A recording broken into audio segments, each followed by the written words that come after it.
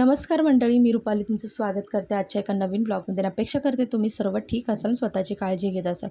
तर आज आहे धनोत्रयोदशी. सकाळी छान देवांची पूजा केली, बाहेरसुद्धा छान रांगोळी काढून दिवाबत्ती केला आणि त्यानंतर इथे मी सगळा सुकामेवा काढून घेतलेला आहे, कारण मला आजपासून फराळाला सुरुवात करायची.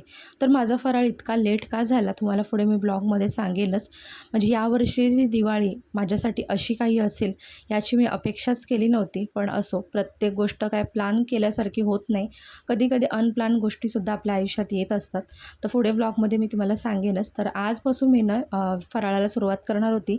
तर सगळ्यात पहिल्यांदा मी आज शंकरपाळीच करणार होती आणि त्यासाठी आधी ते सुका मेवा वगैरे जो होता तो चिरून घेतला आणि सगळ्यांमध्ये उपयोगी ठरणारी म्हणजे सगळ्याच गोष्टींमध्ये आपण यूज करतो ती म्हणजे वेलची. तर पहिल्यांदा वेलची सोलून घेतली, त्याची पूड करून घेतली आणि इथे जेवण झाल्यावरती मी शंकरपाळीचं पीठ जे आहे ते मळून ठेवलं होतं आणि आता ते छान मुरले.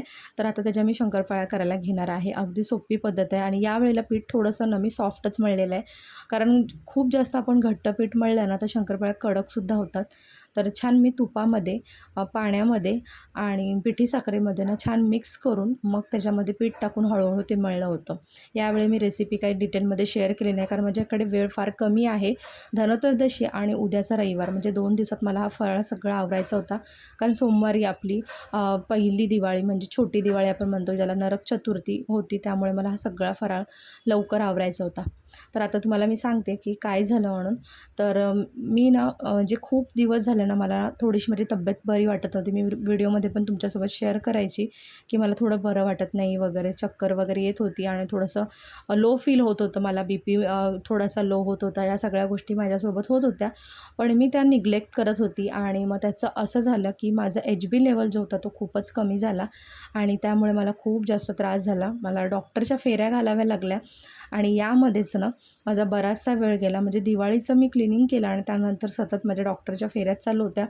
त्यामुळे मला फराळालासुद्धा वेळ मिळाला नाही आणि याच कारणामुळे दिवाळीचा माझा फराळ जो होता तो खूप लेट झाला. आपण बायकांना नेहमीच घराची काळजी घेतो, मुलांची काळजी घेतो, संपूर्ण कुटुंबाची काळजी घेत असतो. पण आपल्या काळजीची वेळ जेव्हा येते तेव्हा आपण त्यामध्ये थोडंसं हलगर्जीपणा किंवा निष्काळजीपणा करतो आणि त्याचं मग भुगतान आपल्याला भुगतावं लागतं. तर तसंच माझ्यासुद्धा झालं की बरेच दिवस मला बरं वाटत नव्हतं, पण मी डॉक्टरकडे काही जात नव्हती आणि मग जेव्हा एकदमच माझा HB लेवल कमी झाला तेव्हा मी डॉक्टरकडे गेले आणि मग मला सतत फेऱ्या माराव्या लागल्या डॉक्टरांच्या. असो, फराळ माझा इथे झाला होता. म्हणजे सुरुवात जी होती गोडापासून झाली होती, छान शंकरपाळ्या झाल्या आणि ते संध्याकाळी मस्त मी रांगोळी वगैरे जी होती तिथे दिवाबत्ती लावून घेतला आणि धनोत्रयोदशीची जी पूजा आहे तीसुद्धा मांडून घेतली. तर आज पूजेची तयारी जी होती ती करायलासुद्धा मला वेळ नव्हता, कारण सकाळी मी सगळं घरातलं आवरून शंकरपाळ्या वगैरे करून त्यानंतर मग संध्याकाळी पूजेची तयारी म्हणजे अचानकमध्ये विदाऊट काही प्लॅन न करता सगळं मी केलं होतं आज. तर असं होतं कधी-कधी आपण सगळं गोष्टी ठरवत असतो. मी खूप गोष्टी ठरवून ठेवल्या होत्या, पण तसं काहीच झालं नाही. जसं आपण म्हणतो की कधी-कधी काही गोष्टी न ठरवतासुद्धा बरंच काही होऊन जातं.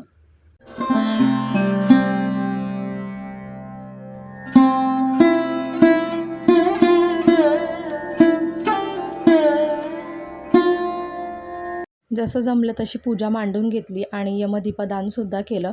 तर आता मला करायचं होतं करंज्यासाठीचं सारण जे असतं ते बनवून ठेवायचं होतं. खरं तर हे सारण 2-3 दिवस आधी बनवतात, म्हणजे ते छान मुरलं जातं आणि ते छान मुरल्यानंतरच खरी करंजीची जी चव असते ती लागते. पण आता माझ्याकडे वेळही नव्हता, कारण मी ठरवलं होतं क्लिनिंग केल्यानंतर हे सगळं करेन, पण ते काही शक्य झालं नाही. जसं मी सांगितलं हेल्थ इश्यूमुळे. तर इथे सारण जे होते तर ते पाव किलोपेक्षा थोडं जास्त आणि अर्धा किलोपेक्षा थोडं कमी मे बी होतं. म्हणजे मी अंदाजेच सांगते. तर आता हे सगळं मी व्यवस्थित मिक्स करून घेणार आहे.